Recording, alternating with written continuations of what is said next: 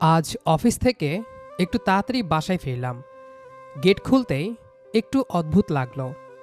আমাদের বাসা সাধারণত বিকেলে খুব শান্ত থাকে, কিন্তু আজ ভেতর থেকে মানুষের গলার আওয়াজ ভেসে আসছে। মনে হয় কেউ এসেছে। জুতা খুলে ভেতরে ঢুকতেই দেখি ড্রয়িং রুমে সবাই বসে আছে। আম্মু, আব্বু, মামা, মামি, এমনকি নানুও এসেছে। আমাকে দেখেই সবাই একবার তাকায়, আবার চুপ। এই একবার তাকানো তারপর চুপ হয়ে যাওয়া জিনিসটা জীবনে খুব বেশি ভালো খবর দেয় না। আমি হালকা হেসে বললাম, কি ব্যাপার, মিটিং বসছে নাকি? কেউ কিছু বলল না।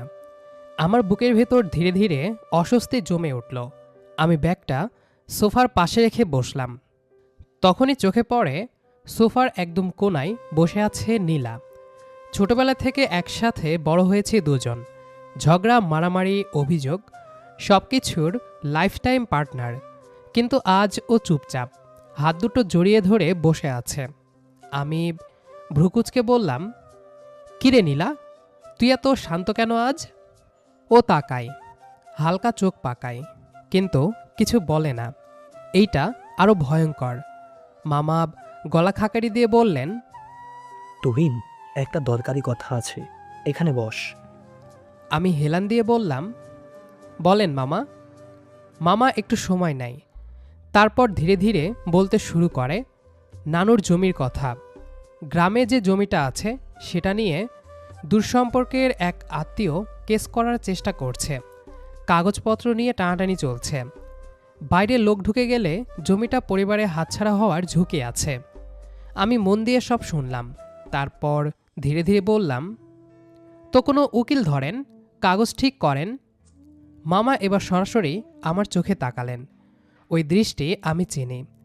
এই দৃষ্টি মানে কথাটা সহজ না। এখানে অনেক ঝামেলা আছে তুহিন, তার মাঝে সবচেয়ে বড় কথা, আমার কোনো ছেলে নেই, তাই সবার নজর নীলার দিকে। আমি ভ্রুকুচকে বললাম, মানে বুঝলাম না।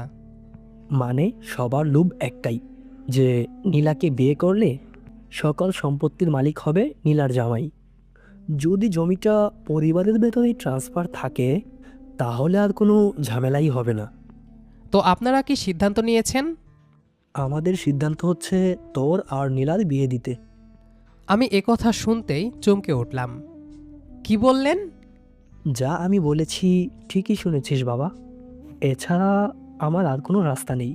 আমার সারা জীবনের কষ্টের কামাই আমি এভাবে বিফলে দিতে চাই না।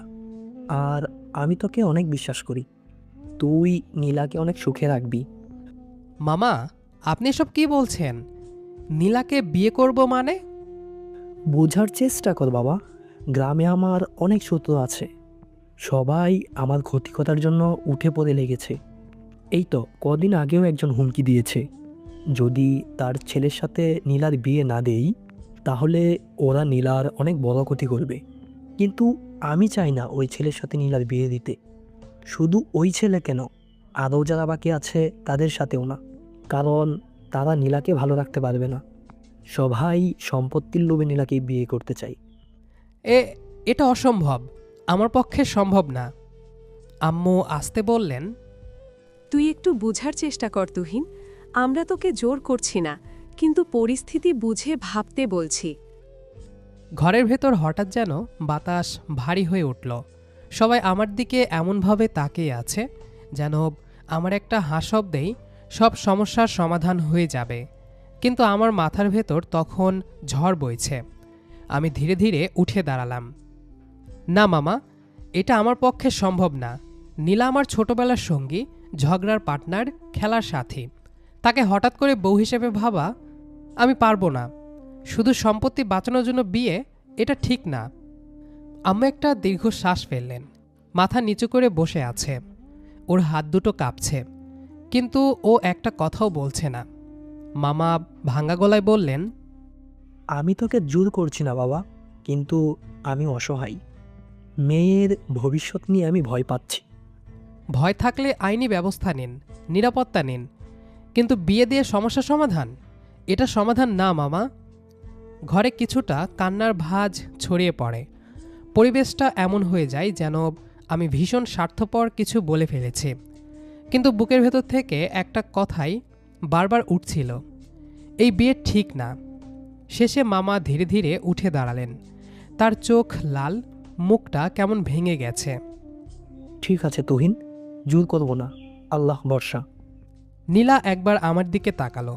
সেই দৃষ্টিটা রাগের না কষ্টের বুঝলাম না। তারপর ওরা সবাই চলে গেল। সেদিনের পর বাড়ির পরিবেশ বদলে গেল। আম্মু আগের মতো কথা বলেন না। আমি অফিসে যাই, ফিরি, কিন্তু মনে হয় বাসার ভেতর কোথাও একটা চাপা অপরাধবোধ পড়ে আছে। কেটে গেল 15 দিন। এক বিকেলে অফিস থেকে ফিরে দেখি আম্মু রান্নাঘরে বসে আছে চুপচাপ। চুলার আগুন জ্বলছে, কিন্তু উনি নড়ছেন না। কি হয়েছে আম্মু? উনি তাকালেন, চোখ দুটো ফোলা। আম্মু ধীরে বললেন, নীলাদের গ্রামে ঝামেলা শুরু হয়েছে। ওই লোকগুলো আবার চাপ দিচ্ছে, বলেছে এই সপ্তাহেই বিয়ে না দিলে জোর করে তুলে নিয়ে যাবে নীলাকে। আমার হাতের ব্যাগ মেঝেতে পড়ে গেল। কি বলছে এসব? মামা কিছু বলছে না? তোর মামা খুব ভয় পেয়েছে। গ্রামের অবস্থা ভালো না। কাল নীলার বিয়ে ঠিক করেছে দূর সম্পর্কের এক লোকের ছেলের সাথে। তারা নাকি অনেক হুমকি ধুমকি দিয়েছে।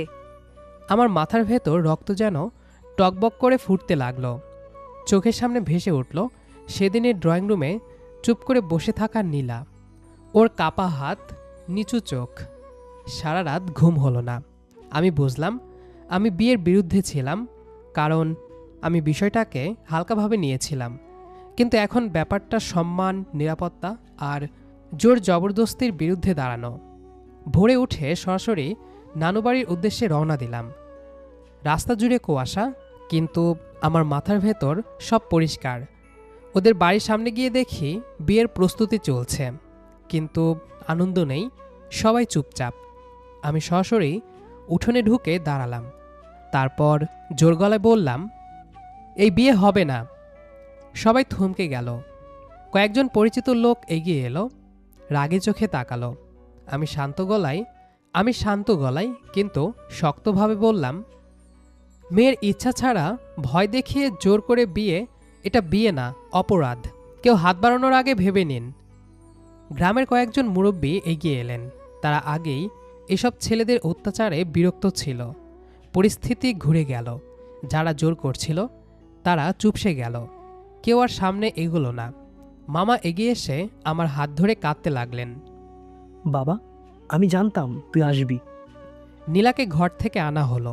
ওর চোখ কান্নায় ভেজা। আমি তখন আর দেরি করলাম না। মামা, আজ যদি বিয়ে হয় ওর সম্মান বাঁচানোর জন্য হবে, জোরে না, ওর মত নিয়ে। নীলা চুপ করে মাথা নেড়ে সম্মতি দিল। গ্রামের মুরব্বীদের সামনে সাদামাটা আয়োজনেই আমাদের বিয়ে হয়ে গেল। বাসায় ফেরার সময় গাড়ির জানালার পাশে নীলা চুপচাপ বসে আছে। আগের মতো তর্ক নেই, ঝগড়া নেই। আমি হালকা হেসে বললাম, এই যে ছোটবেলার মারামারির পার্টনার, এখন থেকে কিন্তু সম্মান করে কথা বলতে হবে। নীলা চোখ পাকালো। গাড়ির ভেতর দুজনেই চুপ। রাস্তার বাতিগুলো জানালার কাছে লম্বা দাগ হয়ে কেটে যাচ্ছে। মাঝে মাঝে গাড়ির ঝাঁকুনিতে আমাদের কাঁধ হালকা ছুঁয়ে যাচ্ছে, আর দুজনের সঙ্গে সঙ্গে সোজা হয়ে বসে যাচ্ছে, যেন ইচ্ছে করে না, আবার অস্বস্তিও লুকানো যাচ্ছে না। বাসায় পৌঁছাতে রাত হয়ে গেল। রাতে রুমের দরজা খুলতেই হালকা গোলাপ আর রজনীগন্ধার গন্ধ ভেসে এলো। বিছানার চারপাশে ফুল ছড়ানো। আলোটা পুরো উজ্জ্বল না, হালকা নরম। আমি দরজার কাছে কয়েক সেকেন্ড দাঁড়িয়ে রইলাম। এই ঘরটা আমারই, কিন্তু আজ কেমন অচেনা লাগছে। পেছন থেকে নীলা ধীরে ধীরে ঢুকল। ওর পায়ের নুপুরের শব্দটুকু এই নীরব ঘরে কেমন স্পষ্ট শোনা যাচ্ছে। ও বিছানার এক কোণে গিয়ে চুপচাপ বসে পড়ল, মাথা নিচু, ওড়নার প্রান্ত আঙ্গুলে পেঁচাচ্ছে। নীলার এই নার্ভাস অভ্যাসটা আমি ছোটবেলা থেকেই চিনি। আমি গলা খাকারি দিলাম, এই যে। নীলা তাকালো না। এত চুপ কেন? তুই না সবচেয়ে বেশি কথা বলিস? নীলা আস্তে বলল, এখন তো তুই বলার দিন শেষ, তাই না? কথাটা শুনে আমার বুকটা হালকা ধক করে উঠল। আমি ধীরে ধীরে সামনে গিয়ে বিছানার অন্য পাশে বসলাম দূরত্ব রেখেই। হেসে বললাম, এটা তো ছোটবেলা থেকে অভ্যাস হয়ে গেছে। নীলা এবার হালকা মুখ তুলল, চোখ লাল, কিন্তু ঠোঁটের কোণে ছোট্ট হাসি। যদি কেউ শোনে আমরা বাসর ঘরে বসে তুই তুই করছি, তখন সবাই কি ভাববে? আমরা দুজনেই হালকা হেসে ফেললাম। অস্বস্তিকর বরফটা একটু গলল। বাইরে কোথাও একটা কুকুর ডাকছে, দূরে বাসার কারো থালা বাসন সরানোর শব্দ। আমি ধীরে বললাম, আজকে ভয় পেয়েছিলি খুব? ও একটু থামল, তারপর আস্তে মাথা নাড়ল। কিন্তু জানতাম তুমি আসবে। এত ভরসা ছিল? নীলা এবার সরাসরি আমার দিকে তাকালো। ছোটবেলা থেকে কেউ আমাকে বেশি জ্বালাইলে কে আগে ঝগড়া করতে যেত? আমি হেসে ফেললাম। ওটা ঝগড়া না, ওটা ছিল ন্যায়ের পক্ষে আন্দোলন। আহা, এখন তো দেখি বড় বড় কথা শিখে গেছো। ঘরটা ধীরে ধীরে স্বাভাবিক লাগতে শুরু করলো। আমি একটু সিরিয়াস হলাম। শোন, আজকে যা হয়েছে সব খুব তাড়াহুড়োর। তুই চাইলে আমরা ধীরে ধীরে সব কিছু বুঝে নেব। কোনো চাপ নাই, আগে যেমন ছিল এখনও তেমনই থাকবে। নীলার চোখ আবার ভিজে উঠল। তুমি থাকলে আমার কিচ্ছু হয় না, ছোটবেলা থেকে এইটাই তো জানি। আমি কিছু বললাম না, শুধু মাথা নেড়ে হালকা হাসলাম। সেই হাসির ভেতরে লুকানো ছিল দায়িত্ব, মায়া আর অদ্ভুত এক নতুন অনুভূতি, যেটার নাম হয়তো ভালোবাসা। কিন্তু আমরা এখনও উচ্চারণ করতে অস্বস্তি বোধ করছি। সেদিন রাতটা খুব সাধারণভাবেই কেটে গেল। বেশি কথা না, বেশি দূরত্বও না।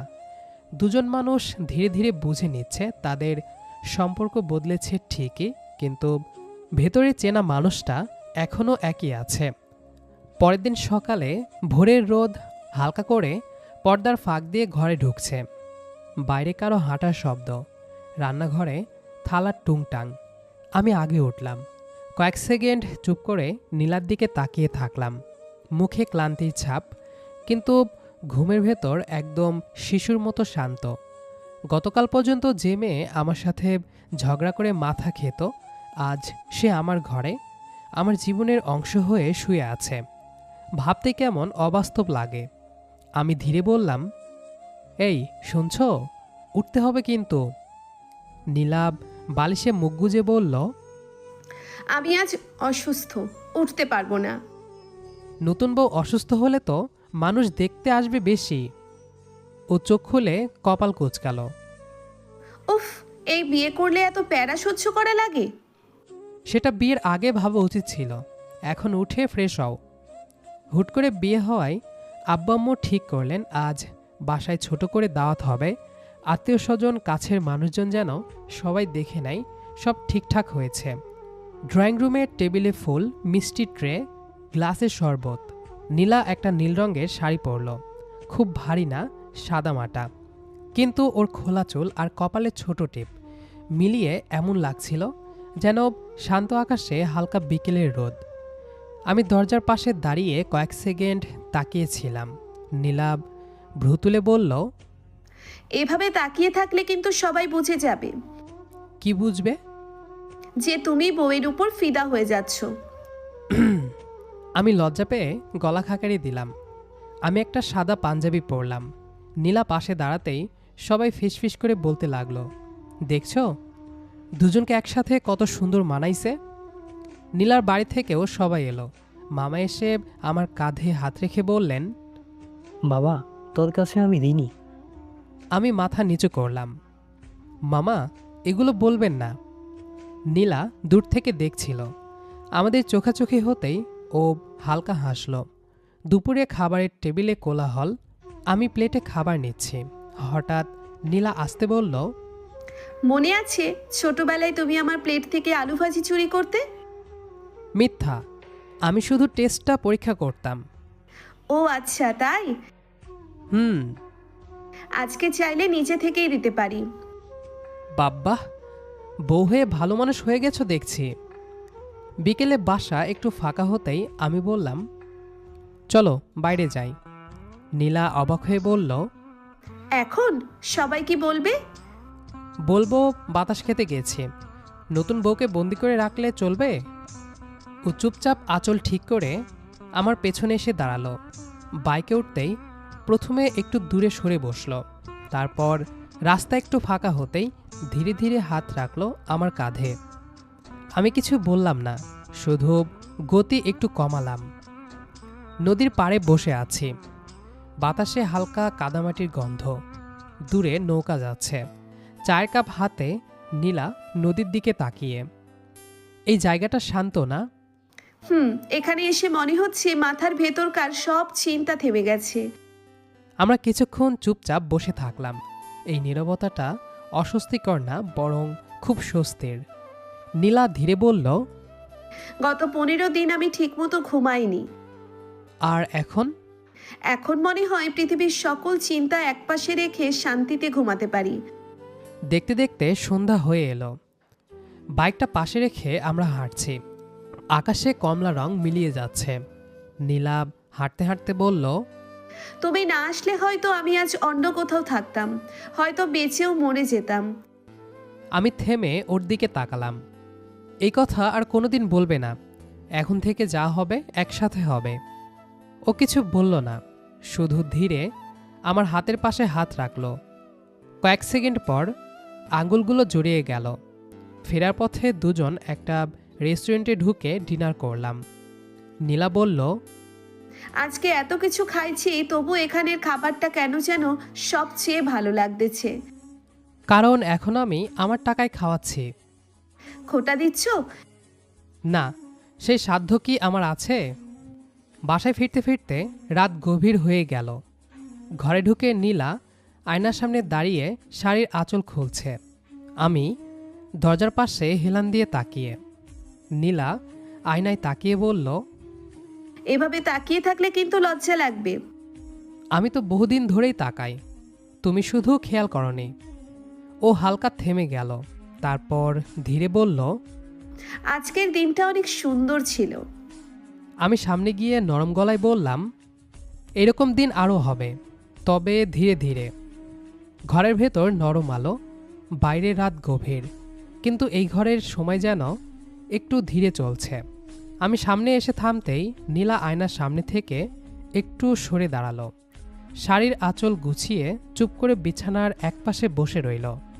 ওর মুখে লাজ, ক্লান্তি আর অদ্ভুত শান্তির মিশ্র ছাপ। আমি ইচ্ছে করেই দূরত্ব রেখে বিছানার অন্য পাশে বসলাম। আজকে অনেক কিছু হয়ে গেছে একসাথে, মাথা ঘুরতেছে না? নীলা হালকা হেসে বলল, মাথা ঘুরতেছে না, কিন্তু মনে হচ্ছে স্বপ্ন দেখতেছি। খারাপ স্বপ্ন না তো? না, এইটা এমন স্বপ্ন যেটা ভাঙলে মানুষ কষ্ট পায়। আমি কিছু বললাম না। বাইরে হালকা বাতাসে জানালার পর্দা নড়ছে। আমি ধীরে বললাম, শোনো, আজকে যা হয়েছে সব তাড়াহুড়োতে, কিন্তু আমাদের হাতে সময় আছে। আমরা আগের মতোই কথা বলবো, ঝগড়া করব, হাসব। শুধু একটা নতুন পরিচয় যোগ হয়েছে, জাস্ট এই পর্যন্তই। নীলা ধীরে মাথা তুলে তাকালো, চোখে কৃতজ্ঞতা।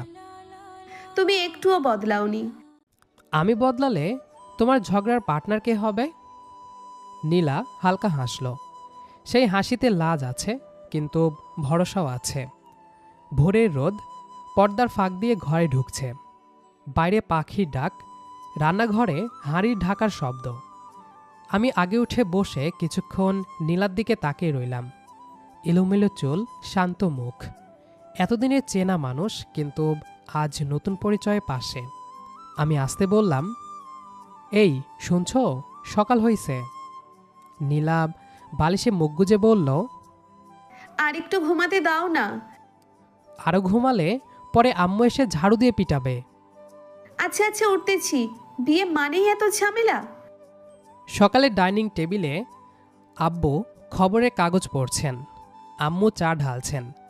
আমাদের একসাথে আসতে দেখে দুজনের মুখেই চাপা হাসি। আম্মু বললেন, এই দিকে বসো দুজন। নীলা চুপচাপ গিয়ে আমার পাশে বসল। ওর হাত টেবিলের নিচে গুটানো, একটু নার্ভাস বোঝা যায়। আম্মু হঠাৎ নরম গলায় বললেন, নীলামা, তোর পড়াশোনা বন্ধ থাকবে না কিন্তু। আমি ঠিক করছি এখানের ভালো একটা স্কুলে তোকে ভর্তি করাবো। যা হয়েছে হুট করে হয়েছে, কিন্তু তোর ভবিষ্যৎ ঠিকঠাকভাবে হবে। নীলা অবাক হয়ে তাকালো। আমি আবার ভর্তি হতে পারবো? আব্বু চশমার ওপর দিয়ে তাকিয়ে বললেন, কেন পারবো না? আমাদের মেয়ের পড়াশোনা বন্ধ হবে কেন? নীলার চোখ চকচক করে উঠল। ও নিচু গলায় বলল, ধন্যবাদ খালা, মানে আম্মু। আম্মু হেসে বললেন। এখন থেকে আম্মুই ডাকবে। আমি পাশে বসে চুপচাপ দৃশ্যটা দেখছিলাম। বুকের ভেতর হালকা গর্ব হচ্ছিল। নাস্তার পর আম্মু একটা ফাইল এনে দিলেন। এখানে নীলার সব সার্টিফিকেট, জন্ম নিবন্ধন কাগজ আছে। তুহিন, আজকেই ওকে নিয়ে গিয়ে স্কুলে ভর্তি করিয়ে আয়। ঠিক আছে, নীলা রেডি হয়ে আসো। নীলা দ্রুত উঠে গেল। কিছুক্ষণ পর হালকা সালোয়ার কামিজ পরে বের হলো। খুব সাধারণ সাজ, কিন্তু মুখে একরাশ নতুন উত্তেজনা। স্কুলের অফিস রুমে বসে আমরা কাগজপত্র জমা দিলাম। স্যার সব দেখে বললেন, মেয়েটা পড়াশোনায় ভালো ছিল দেখছি, ভর্তি নিয়ে সমস্যা হবে না। নীলা আমার দিকে তাকালো। চোখে সেই পুরনো দুষ্টু হাসি ফিরে এসেছে। বাইরে বের হয়ে ও ধীরে বলল, তুমি কিন্তু ছোটবেলায় আমার হোমওয়ার্ক করে দিতে, মনে আছে? কিন্তু এখন দিব না, নিজেরটা নিজে করবে। নীলা মুখ ফুলিয়ে বলল। দেখছো, বিয়ে হইলেই মানুষ বদলায় যায়। স্কুল থেকে বের হতেই রাস্তার পাশে ফুচকার দোকান। আমি বললাম, ম্যাডাম, ভর্তি উদযাপন হবে না? নীলা চোখ বড় করে বলল, ফুচকা? চলেন। 5 মিনিট পর আমরা দুজন রাস্তার পাশে দাঁড়িয়ে ফুচকা খাচ্ছি। ও এক কামড় দিয়ে চোখ বন্ধ করল। উফ, কি স্বাদ! এখন থেকে আমি প্রতিদিন ফুচকা খাবো, আর তুমি বিল দিবে। তার থেকে বরং একটা কাজ করি, আমি নিজেই একটা ফুচকার দোকান দিয়ে দেই। বাহ, দারুণ আইডিয়া। ফুচকার প্লেট শেষ করে নীলাভ আঙ্গুলে লেগে থাকা তেঁতুলের পানিটুকু চুপি চুপি খেয়ে ফেলল। তারপর ধরা পড়ে যাওয়ার মতো করে আমার দিকে তাকালো। কি দেখতেছো? কিছু না, ভাবতেছিলাম এই মেয়ে স্কুলে পড়তে যাবে নাকি ফুচকার দোকানে লুট করতে যাবে কে জানে। দুটোই করব। আমি হেসে মাথা নাড়লাম। ওর মুখে আবার সেই ছোটবেলার চঞ্চলতা ফিরে এসেছে। মনে হচ্ছিল গত কয়দিনের ভয় আর চাপ একটু একটু করে গলে যাচ্ছে। রাস্তার ওপারে একটা ছোট শপিং মার্কেট। আমি ইশারা করে বললাম, যেহেতু আজ এত বড় দিন, ভর্তি ফুচকা, সব মিলিয়ে একটা শপিংও হয়ে যাক। শপিং কিসের? ম্যাডামের সাংসারিক লাইফ শুরু, নতুন ড্রেস দরকার না? ও, তাহলে আসল কথা এইটা? চলেন। মার্কেটে ঢুকতেই নীলার চোখ বড় বড় হয়ে গেল। ও এক দোকান থেকে আরেক দোকানে তাকাচ্ছে, কিন্তু ঢুকছে না। ঢুকছো না কেন? বিয়ের পর প্রথম শপিং, লজ্জা লাগতেছে। আমি তোমাকে বাচ্চা বয়সে কাদায় লাফাতে দেখছি, এখন আবার লজ্জা? ও হেসে ফেলল। শেষমেশ একটা দোকানে ঢুকলাম।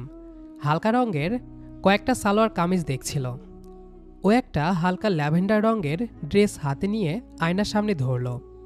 দোকানের আয়নায় আমাদের দুজনের প্রতিবিম্ব একসাথে ভেসে উঠল। এক মুহূর্তের জন্য আমরা দুজনেই চুপ। মানাইছে? শেষমেশ দুটো ড্রেস, একটা ব্যাগ আর কয়েকটা চুড়ি নিল। বিল দিতে গেলে ও আসতে বলল, এত খরচ হয়ে গেল আজ? খরচ না, ইনভেস্টমেন্ট করছি ভবিষ্যতের টপার স্টুডেন্টের জন্য। বাইরে বের হতে হতে বিকেলের আলো নরম হয়ে এসেছে। আকাশে কমলা আর হালকা গোলাপি রং মিশে আছে। বাইকে ওঠার সময় নীলা আগের মতো দূরে বসল না, চুপচাপ এসে স্বাভাবিকভাবে আমার কাঁধে হাত রাখল। এই ছোট পরিবর্তনটা আমি টের পেলাম, কিন্তু কিছু বললাম না। রাস্তার বাতাসে ওর চুলের গন্ধ ভেসে আসছিল। পেছন থেকে আসতে বলল, জানো, আজকের দিনটা আমার জীবনের সবচেয়ে সুন্দর দিনগুলোর মধ্যে একটা। কেন? সকালে আমি ছিলাম এক স্বপ্নহীন মেয়ে, আর এখন মনে হচ্ছে আমি নতুন করে জীবন শুরু করতেছি। তাহলে এই লাইফটা আমরা ধীরে ধীরে সুন্দর বানাই, ঠিক আছে? ও মাথা নাড়ল। কাঁধে রাখা হাতটা একটু শক্ত হলো। বাসার সামনে বাইক থামাতেই বারান্দা থেকে আম্মু তাকিয়ে আছেন। নীলা নামতে নামতে ওড়না ঠিক করলো। হাতে শপিং ব্যাগ দেখে আম্মু মুচকি হাসলেন। ও মা, দেখি দেখি, এত শপিং! হ্যাঁ, এই টুকিটাকে কিনলাম আর কি। খুব ভালো করছিস। আমার মেয়ের সব নতুন করে শুরু হোক। আমি ব্যাগগুলো নিয়ে ভেতরে ঢুকলাম। ঘরটায় আজ অন্যরকম শান্তি। কোনো ভয় নেই, কোনো চাপ নেই, শুধু নতুন জীবনের নরম শুরু। নীলা দরজার কাছে দাঁড়িয়ে একবার ঘরটার দিকে তাকালো, তারপর আমার দিকে। ওর চোখে কৃতজ্ঞতা, ভরসা আর অল্প একটু লাজুক ভালোবাসা মিলেমিশে আছে। আমি হালকা হাসলাম। এই যে ম্যাডাম, কাল থেকে কিন্তু স্টুডেন্ট লাইফ শুরু। আর তোমার? আমার তো আগেই শুরু হয়ে গেছে, এখন থেকে লাইফ টাইম দায়িত্ব। নীলা চোখ পাকালো, কিন্তু হাসিটা লুকাতে পারল না। ঘরের ভেতর সন্ধ্যার আলো ঢুকছে। নতুন বই, নতুন ড্রেস, নতুন সম্পর্ক, সব মিলিয়ে আমাদের জীবনটা ধীরে ধীরে নিজের ছন্দ খুঁজে নিতে শুরু করলো। ভালোবাসা কখনো হঠাৎ করে আসে না, ধীরে ধীরে অজান্তেই আমাদের জীবনের অংশ হয়ে যায়। তানভীর আর অনুর গল্পটাও ঠিক তেমনই। ঝগড়া থেকে শুরু, আর শেষটা এক গভীর ভরসার সম্পর্কে। আপনাদের কেমন লাগলো আজকের এই গল্পটি? আপনার অনুভূতি অবশ্যই কমেন্টে জানাতে ভুলবেন না। ভিডিওটি ভালো লাগলে লাইক দিন, আর এমন আরও সুন্দর রোম্যান্টিক লাভ স্টোরি শুনতে আমাদের চ্যানেলটি সাবস্ক্রাইব করে পাশে থাকুন। আপনাদের ভালোবাসা আর সাপোর্টই আমাদের নতুন নতুন গল্প তৈরি করার অনুপ্রেরণা। আবার দেখা হবে নতুন কোনো গল্পে। ততক্ষণ পর্যন্ত ভালো থাকুন, নিজের প্রিয় মানুষদের ভালো রাখুন।